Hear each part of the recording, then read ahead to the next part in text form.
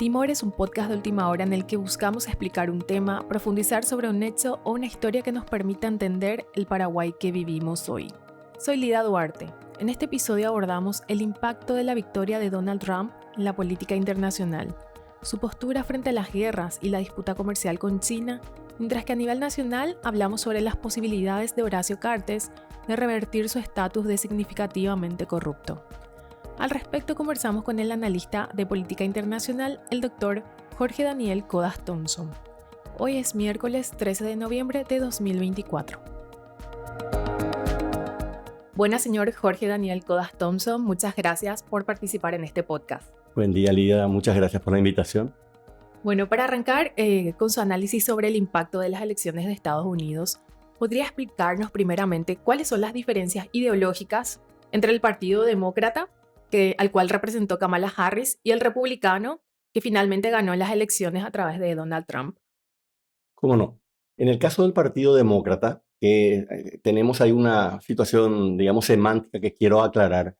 En Estados Unidos al Partido Demócrata se lo conoce como el Partido Liberal, pero ellos usan la palabra liberal en un sentido distinto al que usamos nosotros. Lo que ellos llaman liberal es lo que en el resto del mundo se llama socialdemócrata, es decir, un partido de centro-izquierda, un partido que normalmente, además de su posición, digamos, económica, un poco más a favor de la intervención del Estado en la economía para corregir lo que ellos denominan ciertas fallas de mercado, tienen un énfasis mayor en todo lo que tenga que ver con prestaciones sociales, salud, educación, ayuda, digamos, sobre todo en la salud, tanto a las personas pobres como a las personas ancianas, que son dos programas diferentes que tiene Estados Unidos. Eso es en esencia el Partido Demócrata. Ahora, el Partido Demócrata, desde que vuelve al poder en 1992 con Bill Clinton, se volvió un partido muy partidario, por ejemplo, del libre comercio. Es decir, con Bill Clinton se firma el Tratado de Libre Comercio entre Canadá, México y Estados Unidos. Y esa línea sigue en el tiempo. Después pasa George W. Bush, que es republicano, pero cuando vuelve Obama, sigue esa línea que normalmente se calificaría como una política más conservadora o más de derecha. El Partido Demócrata sigue apoyando el libre comercio.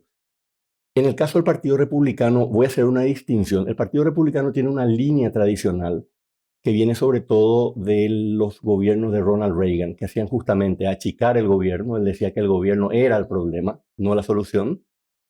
Él fue el que empezó a hablar de disminución en las tasas de impuestos, los recortes de impuestos, como manera de fomentar el desarrollo de la economía, la actividad económica. También apoyan el libre comercio de manera tradicional, no Donald Trump. Por eso quiero hacer la distinción. Esto sigue también con George W. Bush.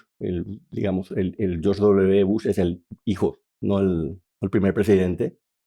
Sigue con Obama, pero cuando entra Trump al ruedo político, él entra con una plataforma que le llaman populista. Ese es un término que da para muchas interpretaciones, pero básicamente Trump alega que Estados Unidos ha sido, entre comillas, traicionada por su élite y que los tratados de libre comercio que se firmaron han sido muy lesivos para la economía norteamericana. Hay que recordar que Estados Unidos era la gran potencia industrial en los años 60 y 70, y cuando la economía empieza a girar hacia una economía basada en el conocimiento, simultáneamente ocurren varios fenómenos que hacen cambiar la economía mundial.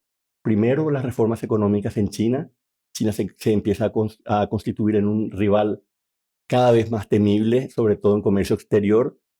Crece la influencia de la Organización Mundial del Comercio, a la que China también se adhiere, y sucede que Estados Unidos, que tenía una base industrial impresionante, empieza a sufrir cierres y cierres de fábricas.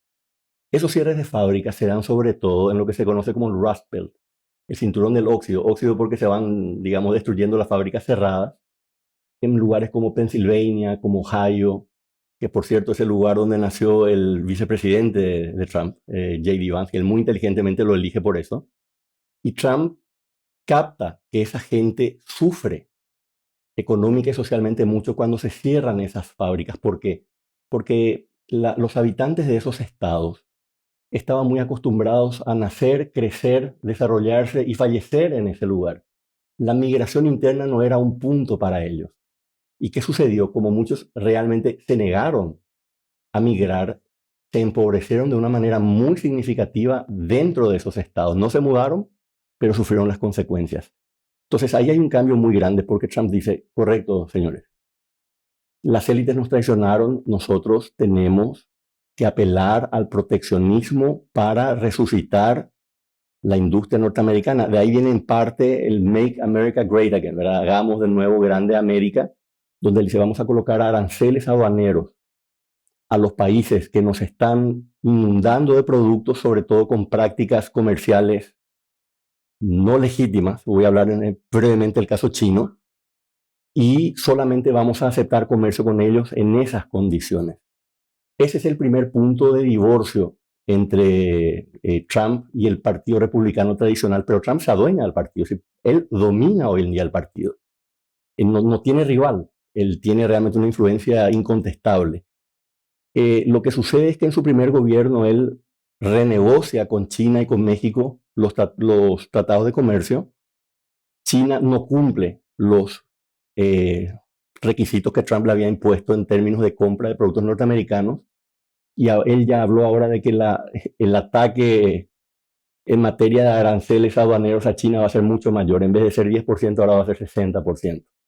Sí, Sí, y en esa guerra comercial con China también, esa guerra comercial se extendió incluso durante el gobierno de Biden, sí, pero con medidas proteccionistas, como usted mencionó, con la ley de chips, por ejemplo, sí. que, bueno, si bien decimos que China subsidia también, digamos, su producción como es la agrícola, Estados Unidos también recurrió a este tipo de medidas como el subsidio a sus industrias, como usted mencionó, que es la industria de chips también. Eso Sí. justamente, ¿cómo va ahora a Trump tratar esa cuestión? Biden construye sobre la protección arancelaria que impuso Trump. Es decir, Ujú. él no solamente la deja, sino que la profundiza. Por ejemplo, en los últimos meses, antes de él retirarse de la campaña presidencial, Joseph Biden aprueba la imposición de un arancel de 50% para los paneles solares chinos y de 100% para los vehículos eléctricos chinos. Además de eso, por la ley de chips y otras leyes que funcionan de manera concurrente, la industria de vehículos eléctricos de Estados Unidos está muy subsidiada, independientemente de que está protegida por aranceles del extranjero, está muy subsidiada. Y de hecho, Donald Trump tiene como gran sponsor a Elon Musk, que irónicamente corre el riesgo de perder esos subsidios, pero hay razones por las cuales él no está preocupado, digamos, las podemos ver después. El caso chino es un caso muy importante porque China tiene tres razones por las cuales su comercio, en mi visión, no es legítimo. Primero, manipulan su moneda. Entonces siempre tienen la moneda devaluada y hace que sea muy difícil competir contra una moneda que está artificialmente barata.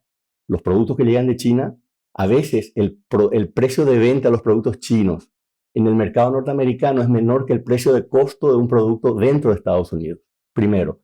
En segundo lugar, los subsidios. Es decir, en China ciertamente ellos han dado rienda suelta hasta cierto punto al sector privado, que crece mucho desde las reservas que empezaron perdón, las reformas que empezaron en 1979, pero ellos dan muchos subsidios, sobre todo a empresas estatales. Y lo tercero es probablemente una consecuencia de las otras dos, que es la sobreproducción china. China no tiene cómo absorber todo lo que produce. Entonces, ¿qué hace? Lanza al mercado esos productos, llena los mercados europeos y de Estados Unidos de productos que van a unos precios que no se pueden competir, y esas son las cosas que Trump le reclama, digamos. Trump tiene muy claro, y también lo tenía claro Kamala Harris, el gran rival de Estados Unidos hoy no es Rusia. Con Rusia hay cuestiones geoestratégicas y geopolíticas, pero el verdadero rival por la supremacía mundial es China.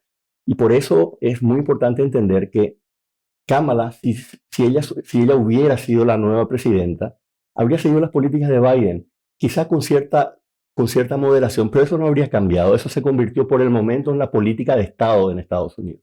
¿Cómo va a afectar también a Europa teniendo en cuenta que la relación con China, entre Europa y China es súper fuerte y también importa, por ejemplo, algunas piezas que luego se convierten en productos que quiere exportar a Estados Unidos y sin embargo Estados Unidos tiene esta cruzada con China? ¿Cómo va a ser esa pelea comercial con el tema de las importaciones europeas que quizás tienen algunas piezas chinas? Eso sucede con México también y de forma creciente, es decir, las empresas chinas se dieron cuenta de que esto se venía y empezaron a hacer lo que se llama nearshoring, es decir, el ir más cerca del mercado. Como saben que México tiene una entrada privilegiada por el Tratado de Libre Comercio, se empiezan a instalar ahí. La reacción que tiene por el momento el gobierno de Estados Unidos y que yo creo que se va a acentuar con Trump es que ellos van a tratar de identificar a las empresas que son de origen chino, que se instalan en México. También sucede en Europa. Lo que pasa es que Europa, su nivel de competitividad con Estados Unidos no es tan reñido como es con México. Con México es realmente un comercio muy fluido y muy difícil de competir porque los salarios que se pagan en México al lado de los salarios norteamericanos son muy bajos. Lo que va a suceder es eso. Básicamente van a tratar de identificar esas compañías y tratar de imponerle aranceles porque realmente son compañías de origen chino. Rusia, sino China. En ese sentido, ¿cómo va a ser el apoyo de Trump a partir de ahora a la OTAN, que a su vez da un fuerte apoyo financiero a Ucrania en esta contienda contra Rusia? Bueno, Europa le da dos tipos de apoyo a Ucrania. Uno es a través de la Unión Europea y el otro, como bien mencionas, es a través de la OTAN. El gran problema que hay con Trump y la OTAN es que él no cree mucho en la OTAN. La OTAN es un organismo de seguridad colectiva que se crea cuando empieza la Guerra Fría entre Estados Unidos y la Unión Soviética al terminar la Segunda Guerra Mundial, donde la misión principal era evitar una invasión soviética a Europa Central y Occidental con el apoyo norteamericano. Y subrayo mucho el apoyo norteamericano porque la OTAN sin Estados Unidos no va a poder. No va a poder. Trump es muy escéptico del funcionamiento de la OTAN y él le ha reclamado mucho algo en lo que yo creo que tiene razón, pero voy a puntualizar algo muy en particular. Él les ha cuestionado que los países europeos de la OTAN nunca han cumplido con el compromiso que tenían de aportar el 2% de su Producto Interno Bruto en gastos militares, de manera que la OTAN también se pudiera surtir de la capacidad militar de Europa para poder eventualmente combatir a un invasor o a un enemigo. Los países europeos siempre han sido muy reacios a cumplir su palabra, sobre todo, irónicamente, Alemania, que es un país desarrollado, un país avanzado, que es prácticamente el país que lidera la Unión Europea. Y él dijo algo que fue muy chocante, a mí realmente me dejó muy impactado. Hace unos meses él dijo que él personalmente le iba a decir a Vladimir Putin que invadiera Europa y que él no iba a apoyar a la OTAN. ¿Por qué? Porque la OTAN, a través de sus miembros europeos, no había cumplido con sus compromisos y que él no veía por qué Estados Unidos tenía que entrar en una guerra donde sus propios socios no cumplían su rol. Es decir, por una Sí. cuestión de falta de reciprocidad es que él Exactamente, sí. cuestiona. Sí, esa es la. Entonces, ahí hay una distinción entre forma y fondo. La manera en que Trump habla en general es muy chocante, pero eso no quiere decir que lo que él manifieste, como en este caso particular, no sea verdad. Es verdad. Y los países de Europa hoy, después de la invasión rusa a Ucrania, se han puesto a cumplir. Si a mí no me falla la memoria, el propio Alemania este año va a llegar a 2% del Producto Interno Bruto en gastos militares. Países increíblemente como Grecia, que hace poco estaban en quiebra, ya han llegado al 2%, porque yo creo que se asustaron. Se asustaron. Y Rusia es un país que ciertamente encontró muchos problemas para invadir Ucrania, pero no hay que subestimarla. Estamos hablando, primero, de una potencia nuclear. Estamos hablando de un país con un ejército muy poderoso y que eventualmente puede intentar capturar países que eran de su antigua esfera de influencia, como Polonia o como los 3 estados bálticos, Estonia, Letonia y Lituania, que son parte de la OTAN. Ahí está la cuestión. Si él se animara a hacer eso, el apoyo o no apoyo de Estados Unidos es fundamental, sobre todo porque esos países están muy lejos de Europa Occidental y realmente la proyección militar que se puede hacer hacia esa zona solamente la puede hacer Estados Unidos por el poder que tiene, por el poder militar que tiene en Europa en este momento.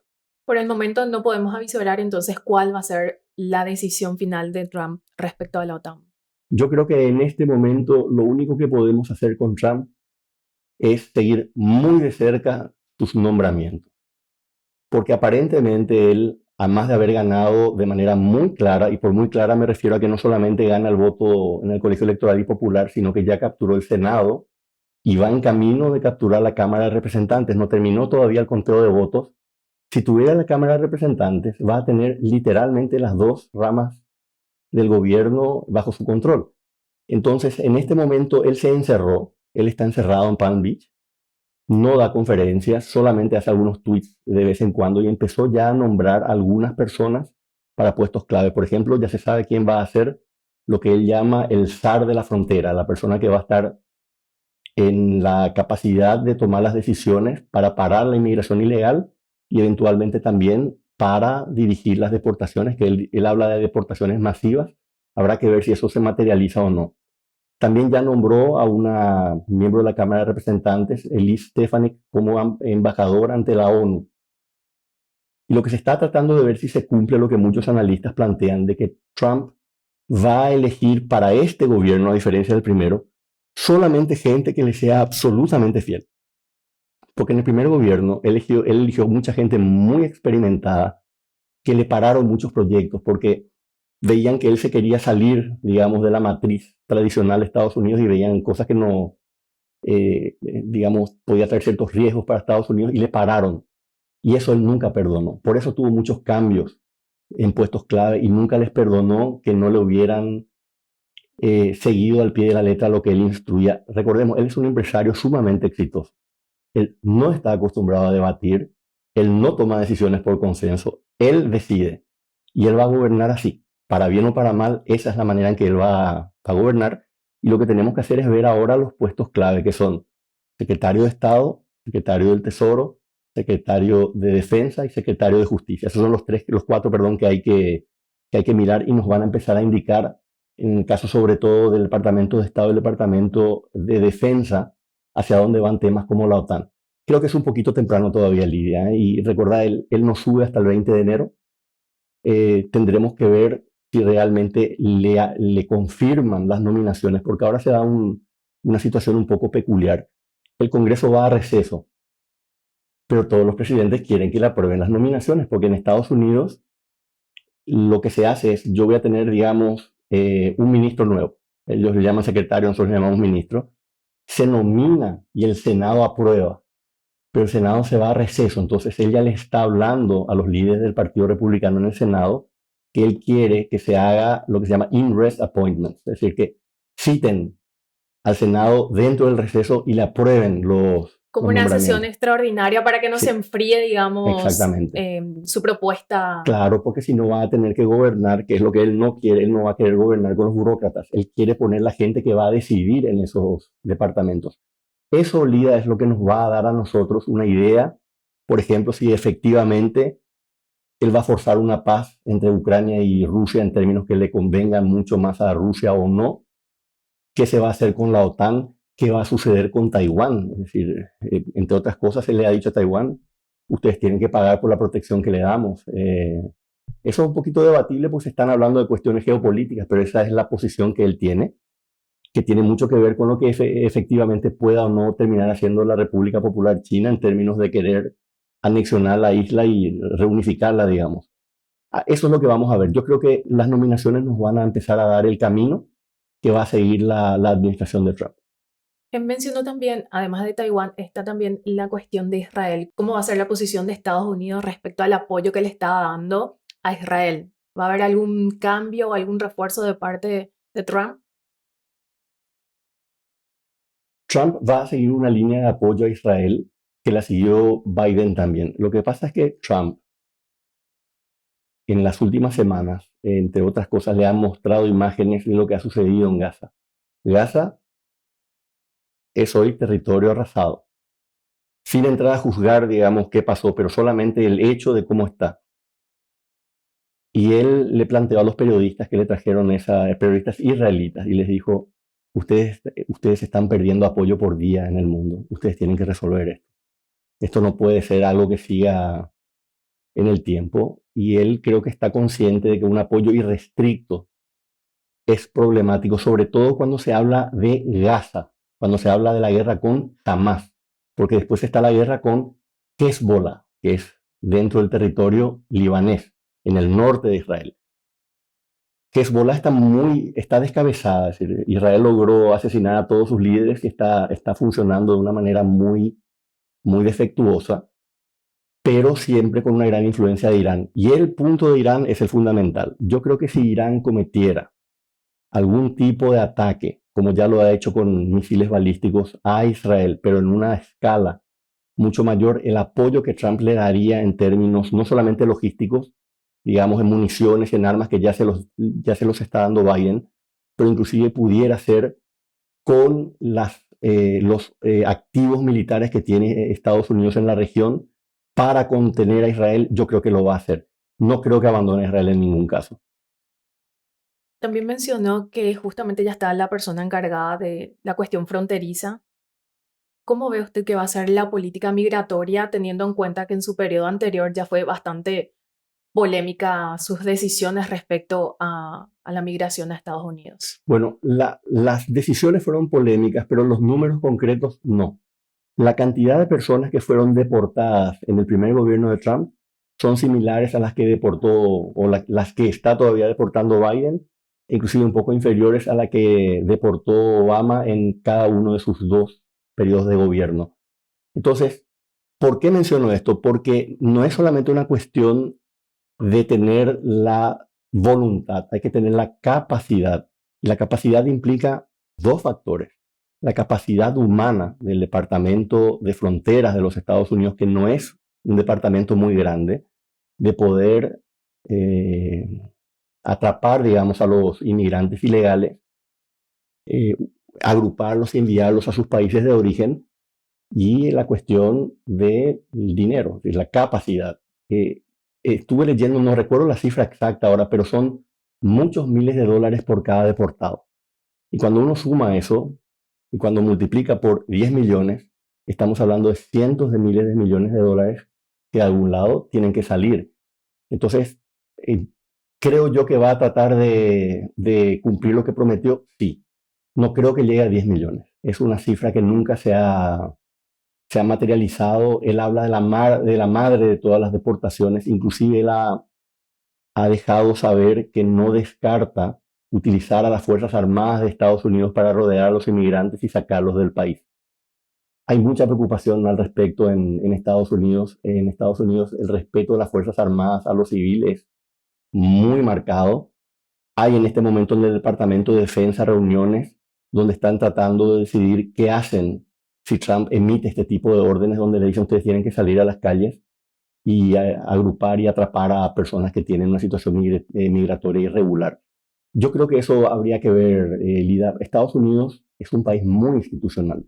Entonces, ver este tipo de disrupciones, ¿se pudieran dar? Yo creo que sí. ¿Por qué? Porque Trump es disruptor. No creo nomás que sea tan fácil romper con la inercia institucional que hay de funcionar por décadas de una manera y que por venir un actor político nuevo, eso vaya a cambiar en 180 grados. Es decir, van a estar presentes las resistencias entonces en caso de que Trump tome este tipo de decisiones muy radicales, digamos. Trump habla y su equipo habla mucho de la deep state, el estado profundo. Él se queja mucho porque dice que dentro de los organismos del Estado en Estados Unidos hay una suerte de poder oculto que es el que sabotea las decisiones del gobernante. Yo creo que no es un estado profundo que sabotea nada. Ese estado profundo que él llama es sencillamente el estado o el grupo de personas que se encargan de que las decisiones, sobre todo en política exterior y política de defensa, nunca se salgan de los lineamientos tradicionales.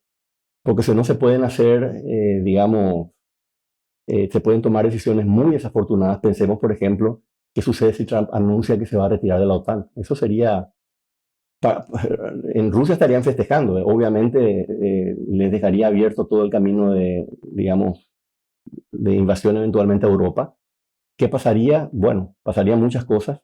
Y yo creo que lo que él no acepta es esa presencia de personas experimentadas que no implementan aquello que consideran que se sale absolutamente de lo que está marcado hace mucho tiempo. Ahora sí vamos un poco al ámbito nacional de cómo impactaría estas elecciones a Ujú. Paraguay. Vimos a legisladores cartistas que celebraban la victoria de Donald Trump y en ese sentido se puede interpretar que con un republicano podría haber más posibilidad de revertir el estatus de significativamente corrupto de Horacio Cartes. ¿Qué tan viable es esa posibilidad teniendo en cuenta la institucionalidad que existe, como usted menciona, en Estados Unidos? Bueno, primer punto.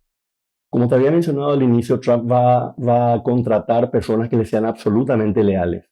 ¿Por qué menciono esto? Porque si él decidiera, porque le traen el caso y le explican, digamos, el caso de nuestros connacionales que están con designaciones y con sanciones, se les explica que en la teoría nuestra, digamos, desde el Paraguay se considera que no ha sido justo, él podría dar eventualmente la instrucción de que se revisen los casos. Pero ahí te quiero aclarar algo. La OFAC, que es la institución que le sancionó a nuestros conciudadanos, tiene un mecanismo de apelación.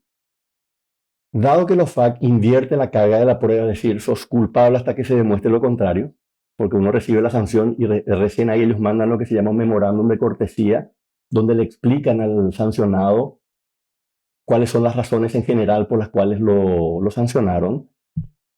Ellos tienen abierto un mecanismo por el cual uno puede apelar y tiene que explicar cómo es que aquellas situaciones que ameritaron la sanción ya no existen.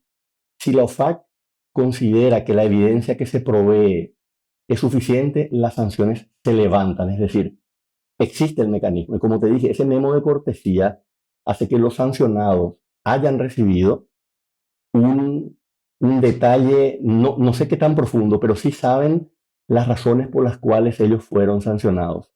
Ese es el mecanismo interno. Ahora, también hay que entender, la OFAC depende del Departamento del Tesoro, que es muy, muy poderoso dentro de Estados Unidos y se nutre de los informes que le da el Departamento de Estado, el Departamento de Justicia y el propio Departamento del Tesoro, más algunas agencias federales que normalmente ellos no citan, pero que uno puede asumir quiénes son, el FBI y la ATF, que es el FBI específico para el alcohol, las armas y el tabaco, que probablemente tuvo que ver en algún caso acá en Paraguay.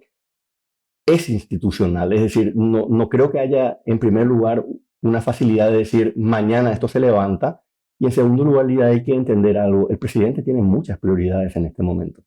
Tiene que ser juramentado primero, tiene que empezar a tomar decisiones de política exterior, tiene decisiones muy importantes que tomar dentro del país, por ejemplo, en su programa de reducción de impuestos, que yo creo que van a atrasar cualquier designación o cualquier levantamiento de sanción porque no son en este momento una prioridad estratégica. Esa es mi visión general. Te quiero mencionar algo más. Las leyes que se utilizaron como base para que la OFAC haga las designaciones y sanciones, incluyendo la ley Magnitsky, que es la que más se conoce, se reglamentaron por un decreto ejecutivo, Executive Order, le llaman ellos, el decreto ejecutivo 13.818 que lo firma un presidente de la República. ¿Quién firmó el decreto? El presidente Trump en su primer gobierno. Entonces, ¿por qué te menciono esto? Porque sería un poco un contrasentido de que uno apruebe un conjunto de leyes para que rijan una actividad y después sencillamente desvirtúe aquello que uno pretendió hacer con la ley, porque además eso tiene varias implicaciones. Primero, tácitamente uno estaría reconociendo que se equivocaron, y se equivocaron bien grande, porque acá hubo gente que se afectó mucho. Y en segundo lugar, estaría afectando mucho su credibilidad.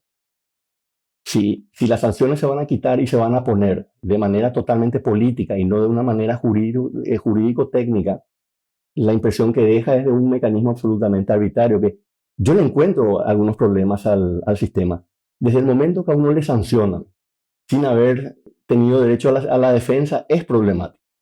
Es problemático. Eso, digamos, yo no le conozco a ninguno de los designados y sancionados acá, pero me imagino que no sea una situación agradable encontrarse con que un día, de la noche a la mañana, uno no solamente perdió su visa para ir allá, sino que se encontró con que hasta tiene que deshacer su grupo empresarial.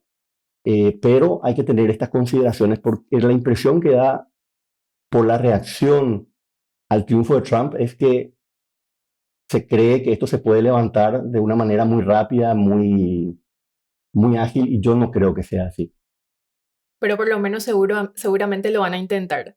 Y yo creo que es válido intentar. El mecanismo, muy importante, el mecanismo de apelación establece que uno puede apelar las veces que uno quiera. Si el sancionado puede apelar X veces, si es que la OFAC no le levanta las sanciones. Eso es importante para el sancionado porque eventualmente si reúnen la documentación necesaria, ellos podrían convencer a los líderes de la OFAC que efectivamente corresponde levantar. No es un proceso muy rápido. Si uno lee en el sitio web de la OFAC, puede durar unos meses, pero existe. Algunos problemas que uno puede tener acá, imagínate que si te están acusando, por ejemplo, de lavado de dinero, si bien nosotros pasamos las pruebas del Gafilat, la credibilidad que todavía pueden tener nuestras instituciones para un país como Estados Unidos, digamos, nuestras instituciones que controlan las cuestiones de lavado de dinero, etcétera, no sé hasta qué punto para ellos comporten una credibilidad muy fuerte. Yo creo que se están haciendo mejor las cosas acá. No sé nomás si al nivel que ellos consideran aceptables. Ya en el contexto comercial, vimos en el 2023 que exportamos a Estados Unidos por casi 276 millones de dólares, pero frente a 1.200 millones de dólares que importamos en productos que son variados, desde aviones, tecnología, relojes, cosméticos, medicamentos, entre otras mercaderías, según los datos del Banco Central del Paraguay. Este año la tendencia no cambia, a pesar de que empezamos a enviar carne bovina a Estados Unidos, que es un sueño largamente acariciado por los ganaderos. ¿Qué puede hacer Paraguay para mejorar un poco esta balanza comercial con Estados Unidos? Yo creo que lo primero que se debería hacer, estamos hablando de un país con dos características muy importantes. Uno, es un país de un mercado inmenso. Es decir, si uno entra con, no sé, una determinada marca de un producto que se vende, que se produce en Paraguay y penetra el mercado norteamericano, el efecto para Paraguay en términos de ingresos de divisas y para esa empresa en particular puede ser realmente muy significativo. Pero eso implica normalmente no actuar necesariamente como empresas aisladas, sino tratar de actuar como gremio, justamente por lo que hablamos. Unido a eso, la segunda característica es la que te mencionaba al inicio, que es el proteccionismo arancelario que vamos a ver. Y si estábamos exportando 270 millones de dólares, en este momento hay que ver cuando nos llegue la confirmación si el arancel va a ser del 10 o del 20%, como dijo Trump últimamente, cómo quedan nuestros productos frente a la competencia en el mercado norteamericano. Yo creo que tenemos que aprender a actuar en las veces que se pueda como gremio. Hay veces que no se puede, digamos, porque uno es una empresa particular y quiere entrar. En el caso, por ejemplo, de la carne paraguaya, que estamos con una situación muy compleja, el senador Tester, que se reunió aquí con el presidente Peña y se pensó que iba a ser un aliado, volvió a Estados Unidos, contactó con un colega del otro partido, elaboraron una ley donde se prohibía la importación de carne paraguaya, con tantos votos en el Senado que ellos podían inclusive vencer el eventual veto de Biden si Biden vetara la ley. Y tienen los mismos votos en la Cámara de Representantes. Es decir, estamos en una situación de poder perder esas 10.000 toneladas anuales. Eso nos tiene que llamar a la reflexión, Lida. Nosotros necesitamos tener mucho más en cuenta el poder que tiene el Congreso norteamericano en este tipo de decisiones, sobre todo porque todo lo que tenga que ver con dos sectores, la seguridad alimentaria y la seguridad energética, hacen que los resguardos que tengan para aceptar importaciones sean mayores. Tester y su colega venían de estados agroganaderos. ¿Qué estaban haciendo ellos en un año electoral? Estaban haciéndose campaña política con la ley que aprobaron. Ese tipo de situaciones nosotros tenemos que aprender a manejar. ¿Qué ocurre y que no necesariamente tiene ningún raciocinio técnico. Es sencillamente un senador queriendo ganar una reelección, que por cierto la perdió, pero esa era la intención. Él perdió, pero nos dejó a nosotros con un problema grave. Pero tenemos más posibilidades ahora que Tester no consiguió la reelección. Hay que ver cómo termina. La Cámara de Representantes todavía no terminó de contabilizarse el total de votos.